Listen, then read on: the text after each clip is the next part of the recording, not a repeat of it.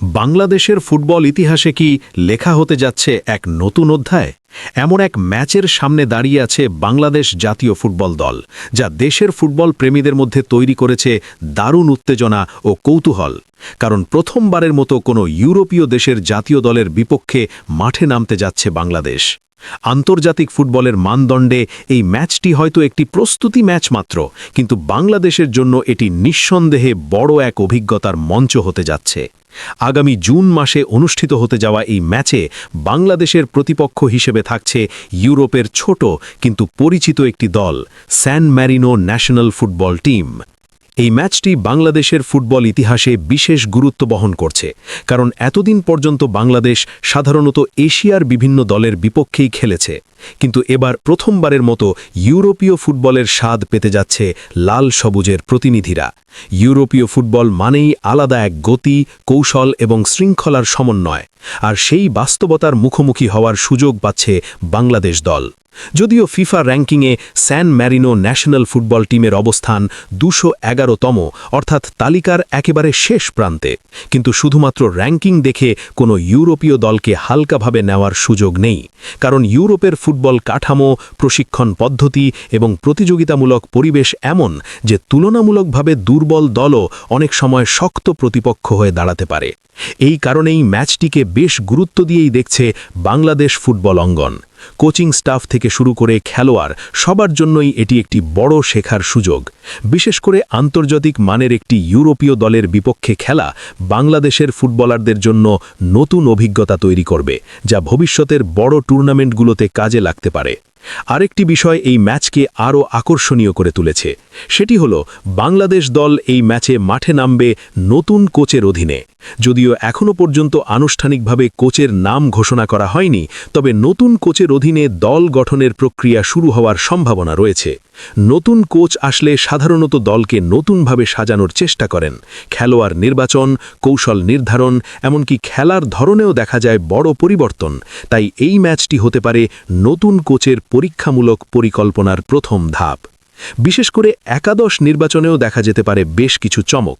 অনেক সিনিয়র খেলোয়াড়ের পাশাপাশি তরুণ এবং উদীয়মান ফুটবলারদের সুযোগ দেওয়ার সম্ভাবনাও রয়েছে, কারণ প্রস্তুতি ম্যাচগুলো সাধারণত নতুন খেলোয়াড়দের পরীক্ষা করার জন্যই ব্যবহার করা হয়। আর সেই তালিকায় সবচেয়ে বেশি আলোচনায় রয়েছেন তরুণ স্ট্রাইকার রোনাল্ড সালিভান। অনূর্ধ্ব 19 দলের হয়ে দুর্দান্ত পারফরম্যান্স দেখিয়ে ইতিমধ্যেই আলোচনায় উঠে এসেছেন রোনাল্ড সালিভান। তার গতি, গোল করার ক্ষমতা এবং আক্রমণ ভাগে উপস্থিতি অনেক ফুটবল বিশ্লেষকের নজর কেড়েছে। তাই অনেকেই মনে করছেন এই প্রস্তুতি ম্যাচে তাকে জাতীয় দলে সুযোগ দেওয়া হলে সেটি হতে পারে তার কেরিয়ারের জন্য বড় একটি সুযোগ। আন্তর্জাতিক পর্যায়ে নিজেকে প্রমাণ করার জন্য এর চেয়ে ভালো মঞ্চ আর কি হতে পারে? যদি সত্যিই তাকে সুযোগ দেওয়া হয়, তাহলে এই ম্যাচটি হতে পারে তার স্বপ্নের শুরু। অন্যদিকে ম্যাচটির আরেকটি বিশেষ দিক হচ্ছে এর ভেন্যু। আগামী 5ই জুন স্যান ম্যারিনো ন্যাশনাল ফুটবল টিমের ঘরের মাঠেই অনুষ্ঠিত হবে এই আন্তর্জাতিক প্রীতি ম্যাচ। ইউরোপের মাটিতে গিয়ে খেলা মানেই আলাদা এক চ্যালেঞ্জ। আবহাওয়া, দর্শক এবং মাঠের পরিবেশ সবকিছুই নতুন অভিজ্ঞতা তৈরি করবে বাংলাদেশের খেলোয়াড়দের জন্য। এই ম্যাচকে ঘিরে ইতিমধ্যেই ফুটবল প্রেমীদের মধ্যে তৈরি হয়েছে বাড়তি উন্মাদনা। সামাজিক যোগাযোগ মাধ্যমে অনেকেই আলোচনা করছেন ম্যাচটি নিয়ে। কেউ বলছেন এটি বাংলাদেশের জন্য বড় সুযোগ, আবার কেউ মনে করছেন ইউরোপীয় দলের বিপক্ষে খেলাটা বাংলাদেশের ফুটবলের জন্য একটি গুরুত্বপূর্ণ ধাপ। আপনাদের জানিয়ে রাখি, স্যান ম্যারিনো ন্যাশনাল ফুটবল টিম দীর্ঘদিন ধরেই আন্তর্জাতিক ফুটবলে কঠিন সময় পার করেছে। দলটি প্রায় 2 দশক জয়ের মুখ দেখেনি।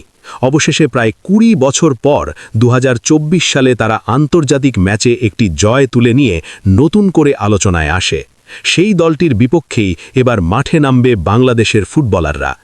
বাংলাদেশ দলের খেলোয়াড়দের মধ্যে যারা সাম্প্রতিক সময়ে আলোচনায় আছেন, তাদের মধ্যে রয়েছেন হামজা চৌধুরী এবং শেখ মোরসালিনের মতো ফুটবলাররা। তাদের পারফরম্যান্স এই ম্যাচে কেমন হয় সেটিও দেখার জন্য মুখিয়ে থাকবেন ফুটবল প্রেমীরা। সব মিলিয়ে বলা যায় ম্যাচটি শুধুমাত্র একটি প্রীতি ম্যাচ হলেও এর গুরুত্ব অনেক, কারণ এটি বাংলাদেশের ফুটবলের জন্য একটি নতুন দরজা খুলে দিতে পারে। ইউরোপীয় ফুটবলের বিপক্ষে খেলার অভিজ্ঞতা, নতুন কোচের কৌশল, তরুণ খেলোয়াড়দের সুযোগ, সব মিলিয়ে ম্যাচটি হয়ে উঠতে পারে দারুণ এক ফুটবল লড়াই। এখন প্রশ্ন হচ্ছে, এই ম্যাচে ফলাফল কি হতে পারে? বাংলাদেশ কি পারবে ইউরোপীয় দলের বিপক্ষে ভালো কিছু করতে, নাকি অভিজ্ঞতার দিক থেকে এগিয়ে থাকবে প্রতিপক্ষ? আপনারা কি মনে করেন, এই ম্যাচে কে জিতবে, বাংলাদেশ নাকি স্যান ম্যারিনো? অবশ্যই আপনাদের মতামত কমেন্টে জানাতে ভুলবেন না।